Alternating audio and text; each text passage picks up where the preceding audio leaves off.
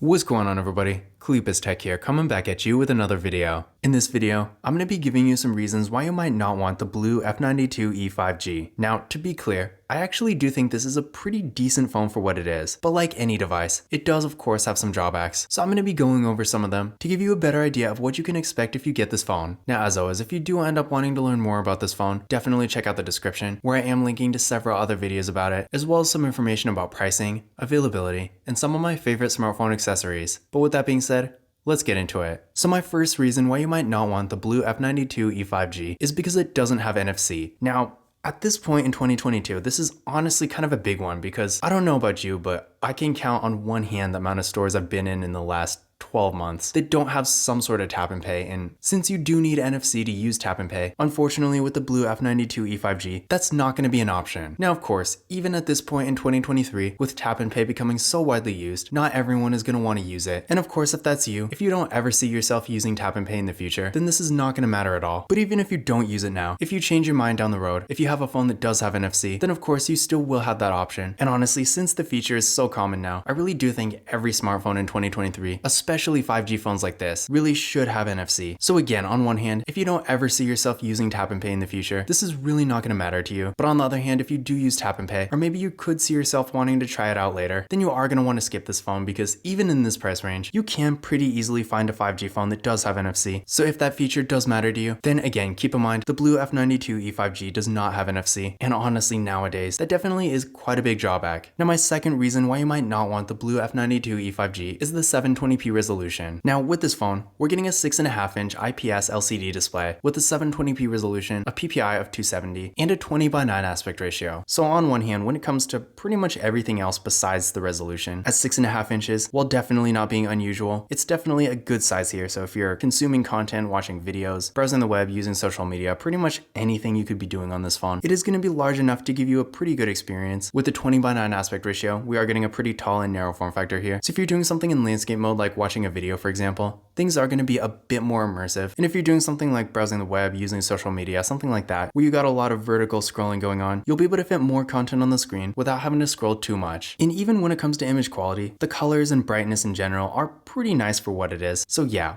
overall, being a $149 phone, the BLU F92e 5G does have a pretty nice display. But that being said, with the 720p resolution, despite the image definitely not looking bad, you can really see it's not the sharpest. And if you're on your phone a lot doing stuff where the image quality is a bit more important, like watching videos, looking at photos, or playing games, for example, then this might be a bit disappointing, especially if you're going to be on your phone a lot. So if you are really using your phone like that, you might want to skip this phone and get something that has a 1080p resolution instead. My third reason why you might not want the BLU F92e 5G is because it doesn't have stereo audio. Now, in case you don't know what this means, when a phone has stereo audio, if you're doing something like watching a video or listening to music, sound is going to come out of both the main speaker and the earpiece, giving you a much more immersive experience. But unfortunately with this phone, since it doesn't have stereo audio, we're not going to be getting that. And I don't know about you, but when you're watching a video in landscape mode, having sound only come out of the main speaker definitely kind of kills the vibe. And sure, I feel like a lot of people are probably going to be using headphones or an external speaker most of the time anyway. But having stereo audio, or really just a good sounding phone speaker in general, gives you a lot more flexibility when you're consuming content. So I feel like if you are doing that stuff a lot, you will eventually notice this, and it's probably going to be pretty disappointing. But on the other hand, if you do really use headphones 100% of the time, then you're not even going to notice. And of course, if you're not really consuming a lot of content, maybe you watch the occasional video every now and then it's not like the phone speaker is terrible. You can get used to it. So in that case, it's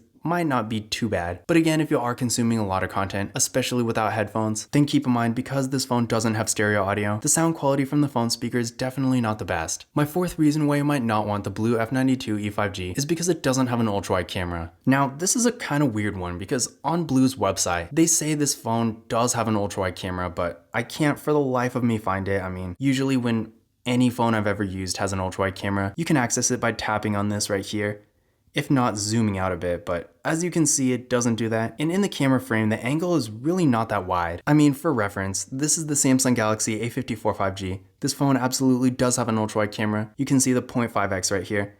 And in ultra-wide mode, as you can see, you can fit quite a bit more content in the frame, and with the BLU F92e 5G, it's definitely not nearly as wide, so at first I kind of thought the ultra-wide camera meant that the main camera might have a slightly wider angle, but when you compare it to an actual ultra-wide camera, you can definitely see that's really not the case. So yeah, I have no idea what's up with that. It is possible that I'm missing something, but I have gone through pretty much every camera feature on this phone and I still can't find it. So if I'm wrong, let me know in the comments if you have this phone and you do know how to get to the ultra-wide camera. I would be happy to pin that comment. But even if this phone does have like a secret ultra-wide camera function, the fact that I as a tech reviewer can't find it really just goes to show that even if the feature is there somewhere, it's definitely not user-friendly at all. So in general, if you are looking for a phone that actually has a usable ultra-wide camera, then you're probably going to be disappointed here. My fifth reason why you might not want the BLU F92e 5G is the software. Now with this phone, we are getting Android 12, which granted isn't the worst, considering that besides Samsung, I want to say the vast majority of entry-level phones at this point in 2023 at least do only have Android 12 for whatever reason. It is still disappointing that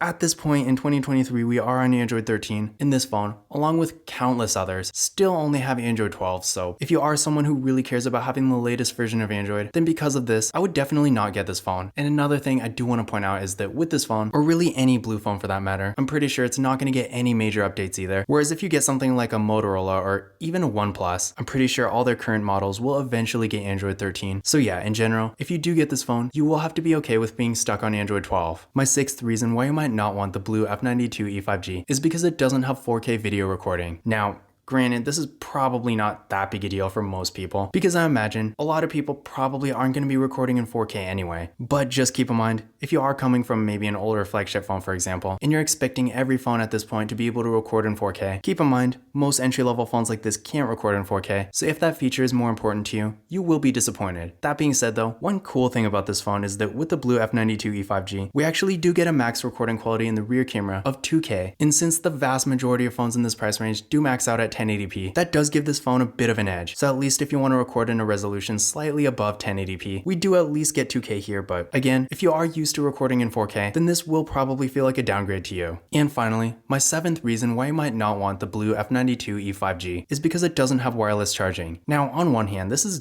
definitely not something I expect in a normal phone in this price range, because unless you get like an oddball like the Visible Midnight or Cricket Dream 5G, pretty much every non-flagship phone is not going to have wireless charging. But that being said, the reason I bring this up is because this phone's predecessor, the BLU F91 5G, which granted is probably not a direct predecessor since this phone is more like the light version, but still, that phone does have wireless charging, whereas unfortunately the BLU F92e 5G doesn't. So if you maybe heard about the BLU F91 5G before this, and you're assuming this phone does also have that feature, then again, keep in mind, unfortunately with the BLU F92e 5G, despite having a really large 5000 mAh battery and sort of decent 10-watt fast charging, unfortunately, this phone again does not have wireless charging. But those were my reasons why you might not want the BLU F92e 5G. In general, despite a few drawbacks that may or may not be a big deal depending on your priorities, I do think for what it is, if you are looking for a really affordable 5G phone for more basic activities, the BLU F92 5G is still definitely worth considering. Now once again, if you do want to learn more about this phone, definitely check out the description where I am linking to several other videos about it, as well as some information about pricing, availability,